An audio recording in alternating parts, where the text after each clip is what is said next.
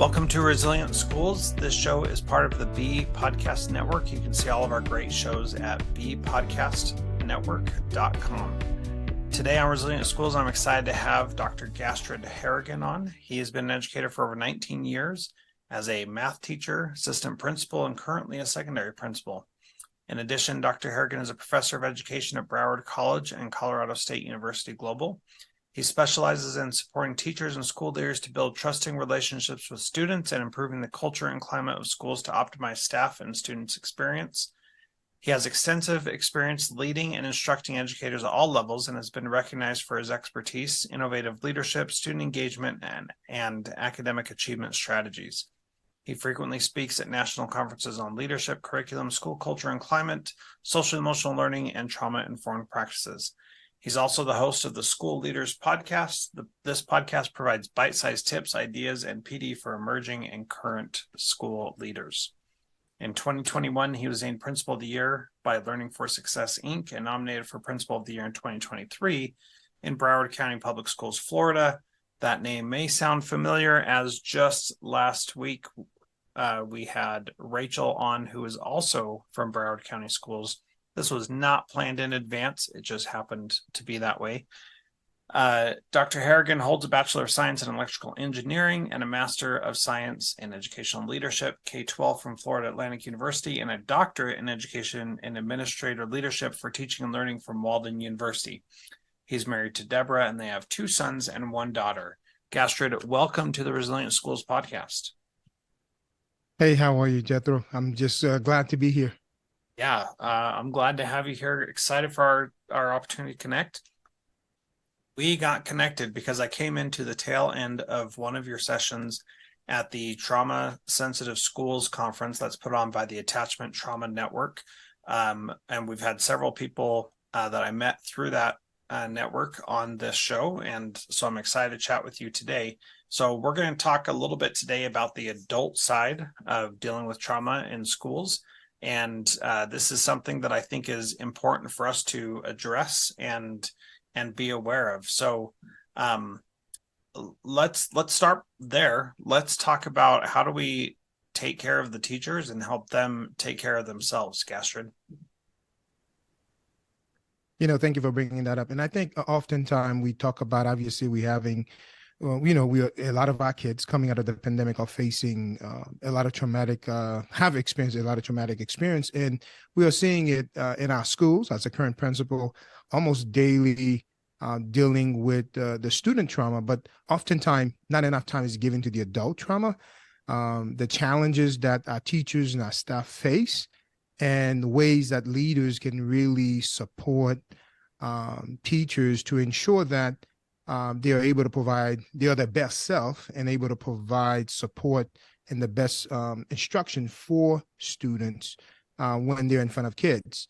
And so I don't know where I took or borrowed the statement. Often you'll hear me say, if we don't feed the teachers, they are going to eat the kids. And I'm simply saying, if we don't create an environment that is safe, and often I'll tell my teachers, if you're having a moment in the classroom, a challenging moment, please pick up the phone, call one of my support staff. And if nobody's available, pick up the phone and call me. I'll come and cover your class while you take a few minutes or the rest of that period to really take care of yourself, because sometimes you just need to step away and go to teacher's lounge, go to your car.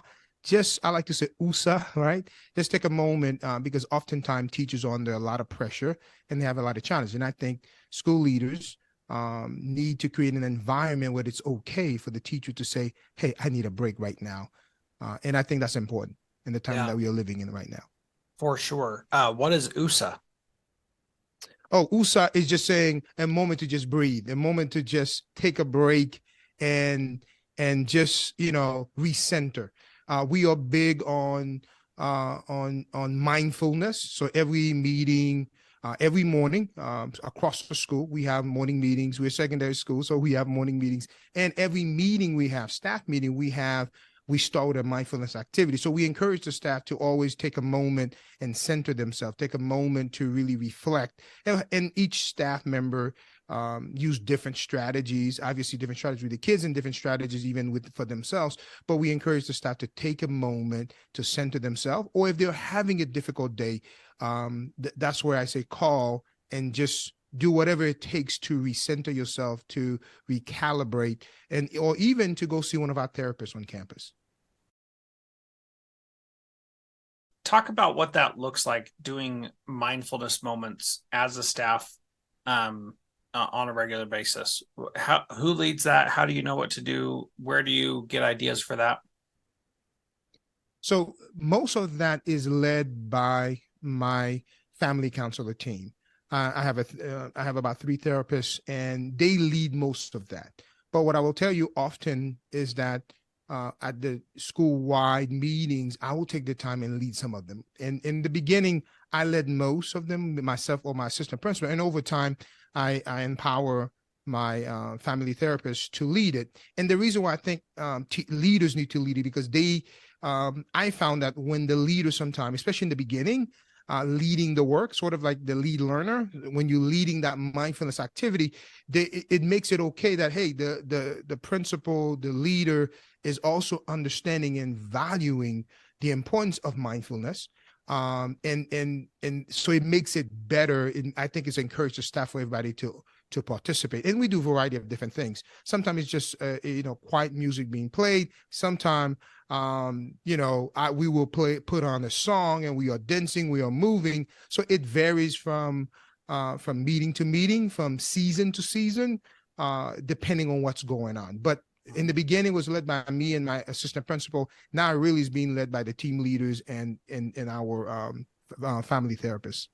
Yeah, I'm glad you said that, because I think it's so important to not just participate in, but also model and lead out as the school leader, and to say, yes, I'm fully bought into this, but then to pass it off to somebody else to own it and be in charge of it, so that it's not dependent on you, that everybody's not doing it just because you are.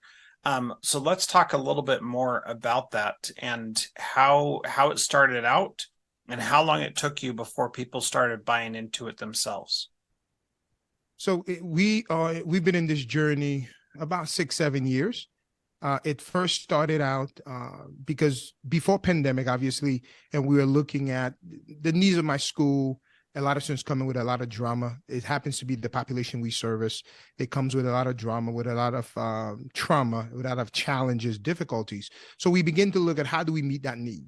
In the process of looking at the research, in the process of prepping and preparing and empowering teachers to deliver trauma-informed curriculum instruction, we realized, especially when we started looking at ACEs, right? And everybody had to determine what is your ACEs number. And we started to realize, hold on, a lot of our staff, those were willing to share, were bringing in their own ACE. And so the conversation came about, and really my therapist brought up, like, well, that this number, while it was anonymous, is high for our staff. So what are we going to put in place to help meet some of their needs, to put things in place? So that's where it started, is looking as we meet the kids' need, how are we going to meet our staff needs? So around that, we created over time a calendar. We call it our adult cell PD and activities, where every year we put together, almost every month, different activities and things like free massage, aromatherapy, obviously the mindfulness activity at every meeting, bringing in, partnering with other community partners and bring them in to talk about, we even talk about financial literacy. And because we realize, if you can't manage your checkbook, right, it doesn't matter how much money you get paid, that stress is going to boil over in the classroom. So that's how over time it started. And then each year, especially toward the end of the year, we sort of take a survey and see what other areas that the staff feel we need to bring in to meet their specific need. But really it started at trying to ensure that we meet their needs. And that also include, which is not necessarily trauma, but we found that to be important is putting together events, activities where the staff come together, whether it's on campus or whether it's off campus. Something simple as bowling, something simple as going out at whether it's at a restaurant event that we put together, and it's just happy hours where we go and we don't talk about the kids, but we talk about building that community and that relationship. Most of it happened on campus, but oftentimes we leave, we will go off campus to continue to build our community and continue to support each other. I think that's so important. Was there pushback in the beginning about doing some of these things? And can you talk a little bit about what that looked like and how you overcame it, or what happened? There was significant pushback. Because initially I think the staff felt it was really the kids have issues, right? It's the kids, it's not me. We would have incidents where teacher really lost it, and when we pull it back, we realize he or she, the child, trigger you. But what is that they trigger, right? Your own trauma that they trigger, and so it took conversation. And what changes also was going back early, I said, begin to model, because at first it was the therapist just leading it and I was sort of in the background pushing it, but, beginning to actively participate, actively lead, making it part of our culture in terms of everything that we do. So over time, we begin to see, they begin to see the importance of taking care of yourself. And when the pandemic happened, it crystallized it, right? Because everybody was going through that piece. And so it reinforced the work we started doing. And coming out of the pandemic, before the pandemic, we had put a plan in place to train everyone on campus to be trauma informed. And when I say everyone, including the custodian and the clerical team, obviously the bulk of the training was for the teachers and the support staff. But the idea is that if we are going to meet our kids' need, we need to be whole. We need to be self-aware of our own trigger points, right? Our own ACEs, and know how we are going to react and respond. So that way, hurt people, the whole saying, hurt people hurt people. So that way we are mindful of our own ACEs and our own trauma and our own challenges. So that way we are mindful of how we are going to be our best self to meet the kids' needs. And so, yes, we had a lot of pushback, but over time, it became what we do. It became part of the process. So, and I even encourage people, I said, listen, for me, who's more, because it came into religion issues. So some topic came into, well, I don't believe, and I said, listen, I'm a person of faith. And for me, sometime in the morning, it may mean I put a worship song on. It may mean I listen to a message to help me start that week, start the day. So it's whatever it is for you. It's not something I'm prescribing. It has to be the specific song, the specific the specific activity. It's whatever it is for you that help you center, that help you start your day, that help you going. So once we started to broaden and help staff see, and of course, bring in the research, bring in the data over time.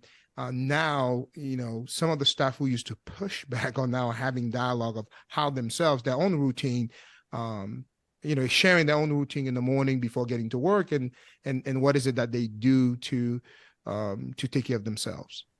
Yeah. So on that piece, because it's so important that we are personalized in how we are doing mindfulness, because it's something that, like, you playing a specific song may actually be a trigger for somebody else, right? And so we have to be aware of that. But how do you find the transition from you leading it as a school to people owning it themselves, so that the need for you to lead it is not necessary, that it becomes something different? Does that question make sense, or am I too out there? No, I think it makes sense. I mean, how does it look like for my middle school team leader? How does it look like for my high school team? How does it look like for my behavior team, my support team, and even the administration team, and or when I have my leadership team? I think part of that is saying, for us was we need to have a mindfulness activity to start every meeting, but not prescribing how it looks like. So empowering team leaders or department chairs to tailor it based on their department, based on their team. And some team rotated. So every time they met, a different member led it. And so therefore they get to sort of tailor it more, personalize it more, for lack of a better word, to their liking. I think that also helped because I wasn't trying to prescribe that it had to look a certain way. Where the expectation lies was we all have to do some mindfulness activity. It just need to look however it needs to look for your team, for your grade level, for your department. But so for me, where it really scale up was really empowering, providing people with some flexibility. And I'll be honest with you, for some teachers, they just put some nice smooth jazz on, and that's their 2-3 minutes. For others, they were they bought mat and doing yoga. For others, they put on a nice I have a couple of staff who's from the island, put on a nice little reggae music, and they were moving to that. So I think for me was really empowering and stressing the importance of it. And then throughout the day is making it okay that I'll tell my front desk staff, oh, you're having a moment. Go ahead and take a moment. And they say, no, I'm okay. No, go ahead and take a break. I will answer the phone at this point. And I think having done it consistently over time, it sent the message that your self-care, your mental health is more important at this moment. And I will step in and do what, quote unquote, they will say, well, that's not your job. I said, no, everything is my job, because my job is to ensure I provide you the support, right, that you need. So when you return back to the job, you are able to be successful.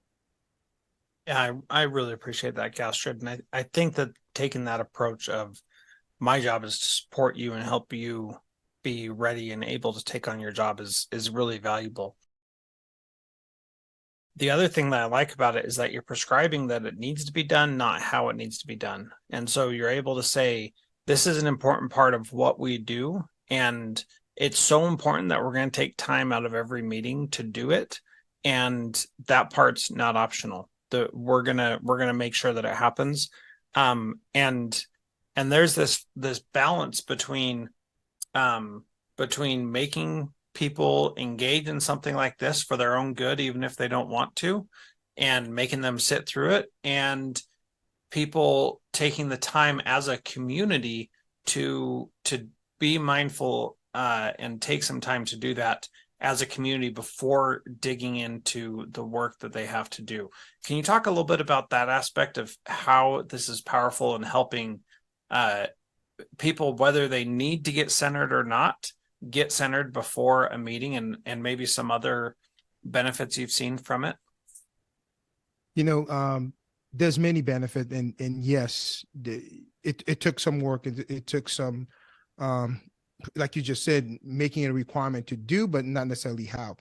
But it also led to now we've gotten several grants, and some of them were not me necessarily telling the teachers, the team leaders to apply for, but we started a garden, and part of that garden, we one of our partners and community, we applied and we got the grant. And coming into last year, entering into this year, one of the pieces was, well, why not we add a Zen spot? Why not we add an area that's connected to the garden? Maybe you don't want to be in the garden, but an area where staff can go.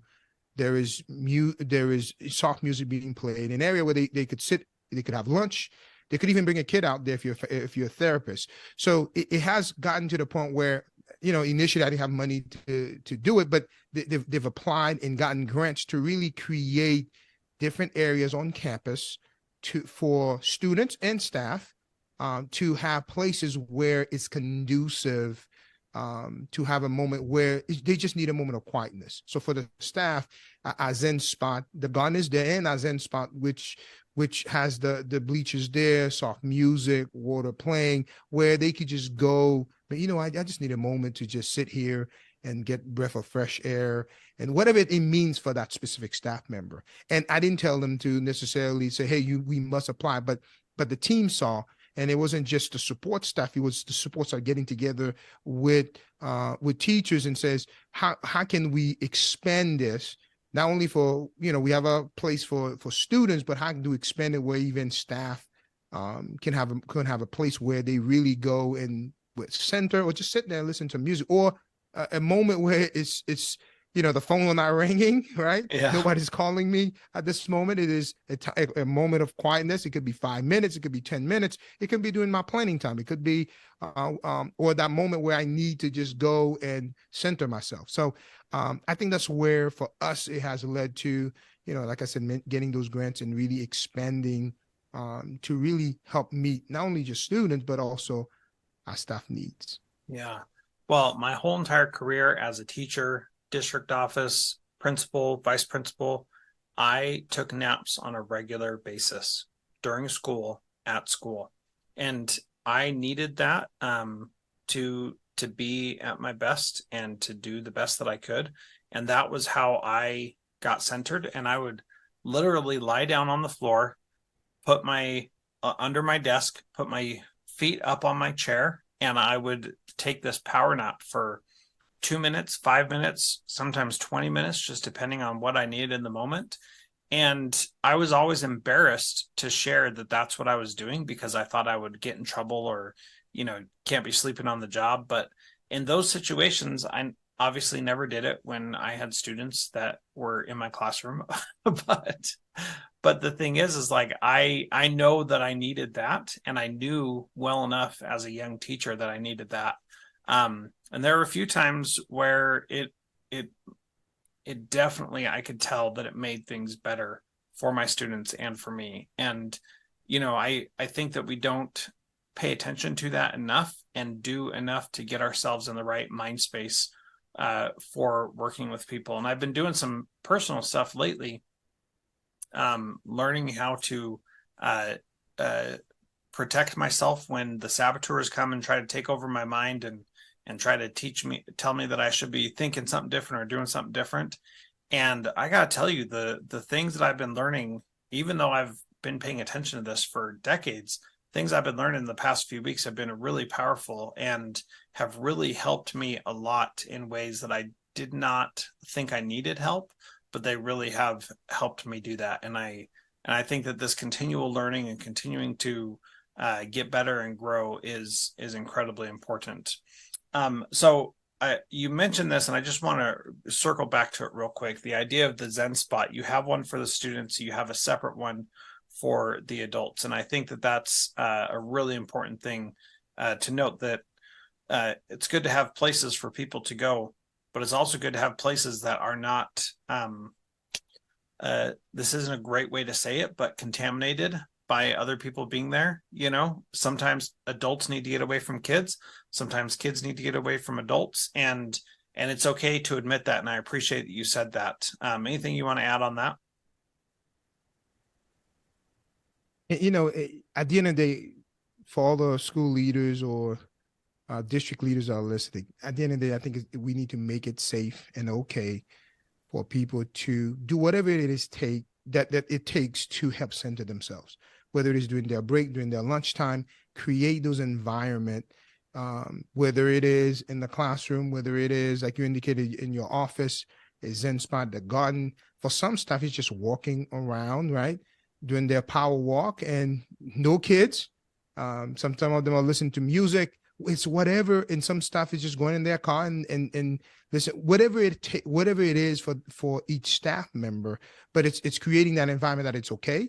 It's being supportive. It's being understanding. And as a leader or therapist, is leading that work, leading it with understanding and leading it with respect. And I think that's what matters to ensure that we feed our teachers and staff so they don't eat the kids. Yeah, very well said. How can people get a hold of you and learn more from you, Gastrid? I'm practically on the most of the social medias. I am on Twitter, big on Twitter and Instagram. It's Dr. G Harrigan, Dr. G Harrigan, and Facebook and LinkedIn is Gastrid Harrigan. And also they could check out my website. It's www.drgharrigan.com. There you'll find links to my podcast, my blog, and some other stuff that I'm doing. So again, Jetto, thank you so much for allowing me to come on and share with your audience. Oh, my pleasure. Thank you so much for being here.